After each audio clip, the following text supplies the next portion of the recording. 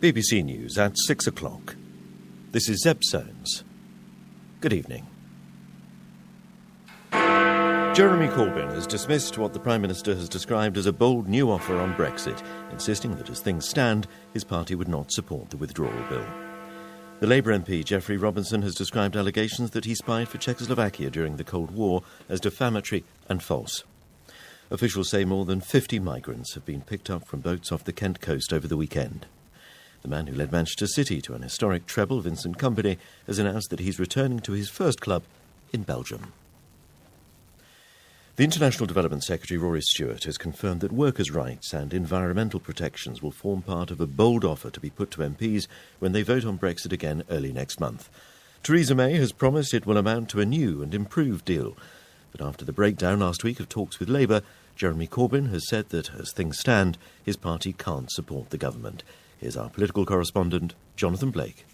Theresa May's new offer to MPs is so far lacking in detail. The International Development Secretary, Rory Stewart, suggested additional commitments to secure workers' rights and environmental protections might be included in the withdrawal agreement bill, which MPs will vote on in the first week of June. He told the Andrew Marr Show on BBC One that on those issues, the government and Labour had been close to agreement. We do, in many ways, agree, right? None of us want to remain in the European Union. None of us want a no-deal Brexit, which means logically there has to be a deal. And if there's going to be a deal, the Labour and Conservative positions are about half an inch apart. That might tempt some Labour MPs, particularly those representing constituencies that voted Leave, to support Theresa May's deal. But there are other bigger sticking points, not least the question of a customs union with the EU. The Prime Minister has said only that there may be further indicative votes in the Commons to try to find a consensus. And the chances of Labour whipping its MPs to back the government's Brexit plan appear slim. Jeremy Corbyn said he was yet to be convinced. We haven't seen whatever the new bill is going to be yet, but nothing I've heard leads me to believe that it's fundamentally any different to the previous bill that's been put forward. So as of now, we're not supporting it. Ahead of the European elections this week, both main parties are still deeply divided on Brexit. Downing Street is also aware of its need to keep on side reluctant Tory supporters of Mrs May's deal, now that it's known her time in office is nearing its end.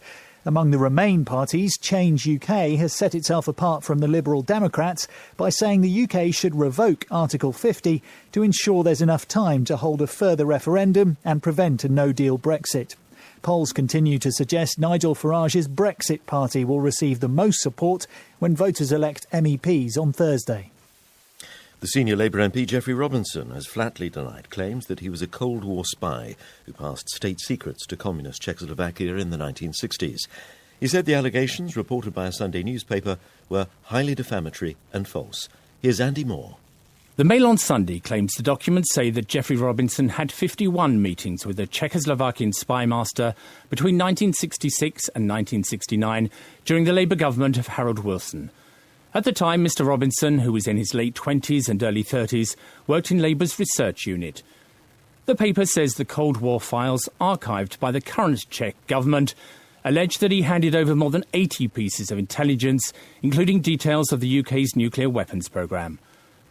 A spokesperson for Mr Robinson said the allegations were a lie. At no time did he ever pass confidential government documents or secret information to any foreign agent. The statement said at the time of the allegations, he didn't even have access to top-secret material.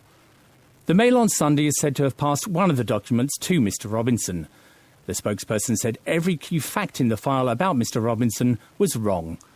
Mr Robinson, who's 80, has been the MP for Coventry North West since 1976. He was a minister in Tony Blair's government.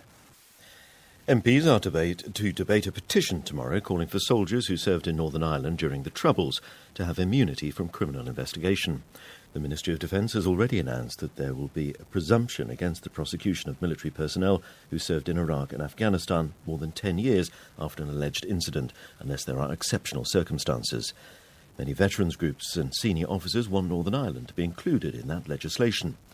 The Northern Ireland office said the government's approach to the past must be consistent with the rule of law, and that the results of a consultation on the issue would be published shortly. 2 boats carrying a total of 32 migrants have been intercepted in the English Channel. Those on board have been handed over to immigration officials. More than 50 migrants have been caught in the Channel this weekend. Ben Ando reports. At around 4 o'clock this morning, a small boat entered UK waters heading towards Dover. The alarm was raised, the Border Force cutter HMC Seeker was dispatched, and the boat was intercepted. 13 people, 6 men, 2 women and 5 children, were brought to shore and given medical assessments. 5 hours later, another boat was spotted and stopped by 2 Border Force patrol vessels. 19 more people were rescued. All those on board both boats claim to be either from Iraq or Iran and have now been handed over to the immigration authorities. In all, 52 people in 4 different boats have been caught trying to make the crossing this weekend. A spokesman for the Home Office said that anyone attempting to reach the UK in a small boat was taking a huge risk with their life and the lives of their children. Voters in Switzerland have backed the tightening of gun control laws in line with Europe-wide rules. 64% of those who voted in a referendum were in favour of the new restrictions. Switzerland is not a member of the EU, but the country risked removal from the open-border Schengen area if it had voted no. From Bern, here's Imogen Folks. Supporters of the new gun control laws are hailing today's result as a big victory for Switzerland's close cooperation with Europe. Their country may not be an EU member, but Swiss voters have shown their willingness by a 2-to-1 majority to go along with European regulations. Many women voters, like Ronja Janssen, believe the controls will make Switzerland, where almost every household has a gun, safer. The most important point is really not that we are changing this law because of the EU, but because it's a law that marks a very important step towards more safety in Switzerland itself. Automatic and semi-automatic weapons, currently easily available, will be permitted only in exceptional circumstances. The private sale of guns will be tightly controlled. Those who view Swiss gun culture as a unique element of national identity are unhappy, but this vote makes it clear. Switzerland's traditionally relaxed approach, in which Swiss soldiers take their weapons home with them, will now change. The final votes have been cast in India's 6-week-long general election, the largest democratic exercise in the world.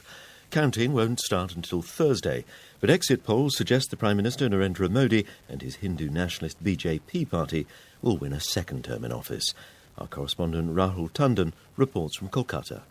More than 900 million people, that's an eighth of the world's population, were eligible to vote in the Indian elections, and many of them did, with turnout almost 70% and long queues at many polling stations in spite of the searing heat.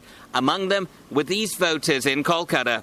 You can see the population casting their votes, coming around, standing in the sun. 40 degrees of it, we still are very capable enough to come around and cast our vote. It's our democratic right, so I think it's important for us, for everyone. We believe in democracy. We are the largest democracy in the world, so we should take care of it.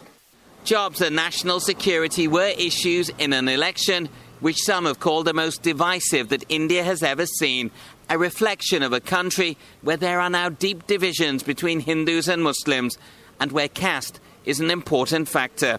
The country's Hindu nationalist Prime Minister Narendra Modi, who's been keen to consolidate his core vote, is confident of securing another majority, and the exit polls are reflecting that. But the opposition, led by the Congress Party, believes its leader Rahul Gandhi has won the popular vote. President Trump has outlined his stance on abortion after several US states passed tough new laws. He called himself strongly pro-life, except in cases of rape, incest or a serious health risk to the mother. Campaigners in Alabama, where terminations in almost all cases are prohibited, are preparing to demonstrate later. Here's our Washington correspondent, Chris Buckler. In state after state, America's abortion laws are being challenged. Last week, Missouri became the latest place to pass legislation that severely restricts a woman's right to terminate her pregnancy. The bill only allows abortions after 8 weeks, when the mother's life is at risk, and there are no exceptions for cases where she may have been the victim of rape or incest. Republicans are pushing the issue, with the intention of the laws being challenged in the Supreme Court, and they believe that following recent appointments by President Trump that gave the court a Conservative majority, there is a chance of the famous ruling of Roe v. Wade being overturned. It established a woman's right to choose. Potential Democratic presidential candidates like Amy Klobuchar know that this is becoming an election issue. We are at a point where it is not just Alabama. This has happened in Ohio. This has happened in Missouri. This happened in Georgia. There's a law that's being passed in Michigan that the Democratic governor is going to veto. This is happening across the country, and people need to know what's really going on here. In a post on Twitter, President Trump said he was strongly pro-life, with 3 exceptions: rape, incest, and protecting the life of the mother. That isn't in line with the laws voted for by his party in several states, and it may be an acknowledgement that abortion could become a key issue for voters, and particularly women, in 2020. A new summer